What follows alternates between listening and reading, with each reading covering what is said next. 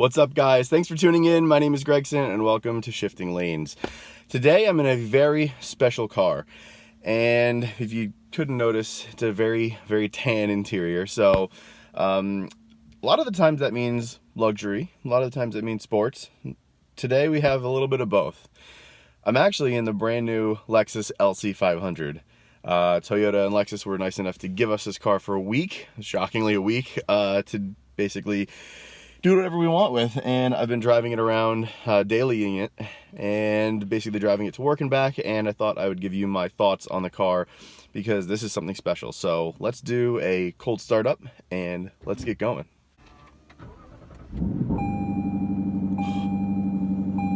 Oh my god, sounds so good. Alright, so Lexus LC500. Like I said, I've been driving around with this for about a week now, and I think I've become pretty accustomed to driving this. Dailying a car like this is shockingly good, basically because it's a grand tourer, and I think the whole theme I want to go for with this video and how this review is going to go is this the greatest grand tourer of all time? Because it is pretty damn good. So let's talk about some of the finer points of this car.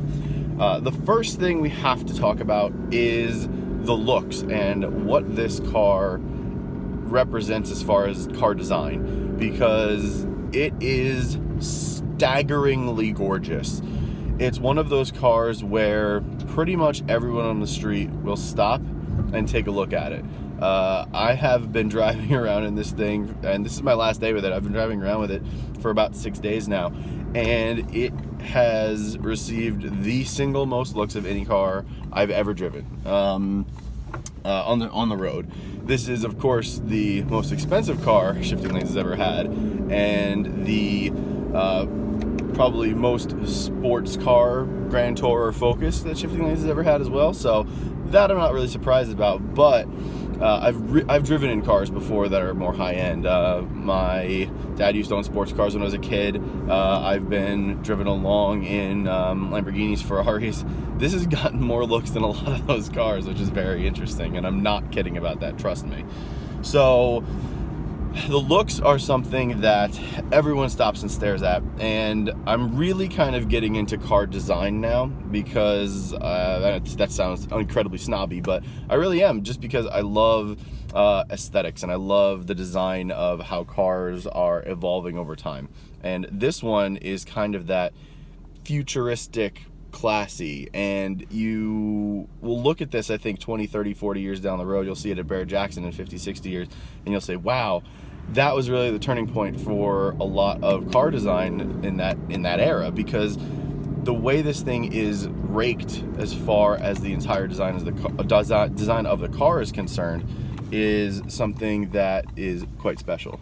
You can't shy away from it. There's no denying this is a gorgeous car. If you don't think this is a gorgeous car, that's up to you. But I personally think this is one of the best looking cars made in the last 20 years. So that's just the exterior. The interior is just as beautiful. It is a kind of a masterclass in how an interior should be. Everything feels incredibly upscale. I mean, obviously it's a Lexus, it's a luxury car first, and a kind of a sports car grand tourer second. So you're going to get these beautiful striations in the side of the seat. You're going to get high quality leather and amazingly cool door handles and grips all over the place. The dash is well laid out.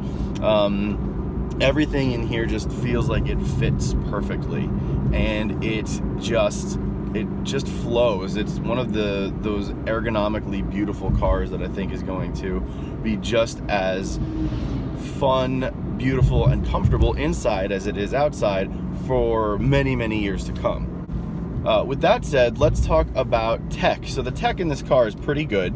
You get a really, really cool gauge cluster, one of the coolest in the entire auto industry, in my opinion. You hit a couple buttons, and it is a physically moving center dial. It's not just a graphic, and it's the same kind of aesthetic they did with the LFA and a lot of other Lexus sports cars recently. Please correct me if I'm wrong on that, but I think the LFA and this are the two that have the moving gauge cluster. I think a few others may have that, but it is insanely cool. You get, I mean, I don't think I would ever tire of seeing that thing move back and forth on a daily basis just to go to the options menu, which is really kind of neat. The sound system in here is very good. I mean, it's an OEM sound system. You're not going to get the best quality out of pretty much anything these days unless you go aftermarket. Aftermarket is always going to be the best as far as audio is concerned, but this thing thumps. It's really good. The navigation system and the center console is a little odd, but you know what? It's really not that bad because I picked the whole thing up in about 2 days. So what they have is they have this touchpad down here, and you can navigate all the menus through the map menu back buttons on this right above this touchpad and the touchpad itself, and it's almost like you're using your finger as a mouse. So it's a little strange. It's no center dial that a lot of other car companies have. It's not a touch screen, so it's a little odd, but honestly, all of these car companies try to do their own thing with all of these tech packages, and it's not difficult to pick up on how these car companies want their systems to work. I and a lot of other people I feel that are decently tech savvy can pick up on all these systems in about a day or two. I did with this one in about 2 days. It really doesn't bother me at all. So I think that saying that the touch system in here is annoying is sort of a cop-out, to be honest with you. It's not. Just learn the system. Learn the system in all cars. It's like a new computer. You're going to sit down and you're going to learn it. Just learn it. I really like the way the climate controls are laid out. It is a fully backlit or LED lit display that totally goes away when the car's off. When you turn it on, everything kind of lights up, and you get these really nice high quality buttons here. I think they're plastic, but they don't feel cheap in any way. They feel really nice, and you want to touch these. So I think that's a really cool feature of this car. So let's talk about the kind of elephant in the room, is the sports car aspect of this car. A lot of journalists have been saying that this isn't a sports car, and I partially agree with them because this is a sporty Grand Tourer. This is a Grand Tourer first, I believe, a sports car second. This is a $101,000 Grand Touring sports car. You're gonna get sports car qualities at that level. So I think that most normal humans that would be given this car as a gift, you wouldn't trade it in. It is a really engaging car. The handling is great. The five modes of this car are really cool. There's an eco mode, a comfort mode, a normal mode, a sports S mode, and a sports S plus mode.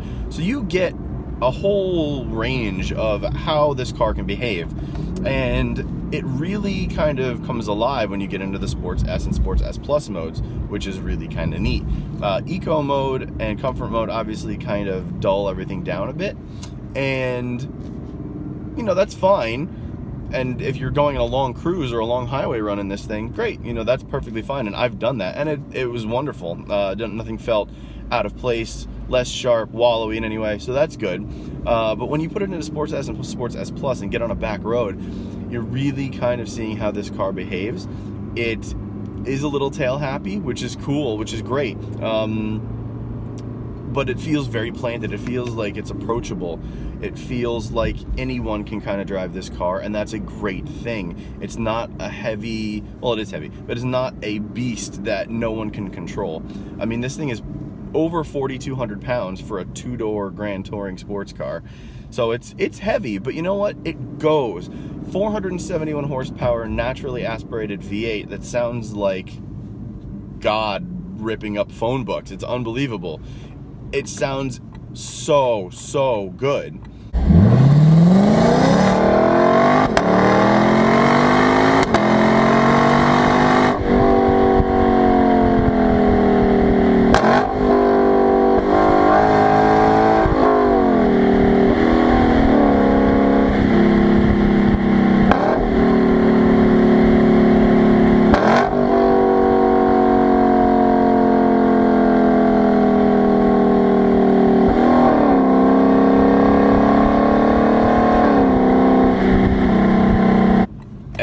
that's had this car says it's not a sports car. I mean, I don't know. I'm torn on the matter, but no normal human will be able to have this car at 9, 8, 7, or even 6/10 on a public road. You need to actually take it to a track, but for this kind of car, you don't need to take it to a track. If you have 101 grand lying around, you probably have enough for a little track toy. Maybe a little Miata you can strip out and put a roll cage in. Everyone kind of compares all cars to Nürburgring times and how is it on the track and yada yada yada. None of that really matters, honestly. When you're buying a car, 99.9% of the time you're never gonna have it on a track. Even sports cars. Most people buy sports cars and don't bring it to the track. So, I mean, some people do, sure, but most people do not. This thing is more than enough car that anyone can handle. It's more than enough car that I can handle. I mean, I can handle it on the road. I've had this on track. It's really, really fun. It's definitely a little heavy for the track, but you know, it's a great car. I really love this car as far as its grand touring and sports car capabilities are concerned. Oh. And the downshift sounds so good in this thing. When it's warmed up, it just sounds super, super good. It sounds throaty. The downshifts are really crisp.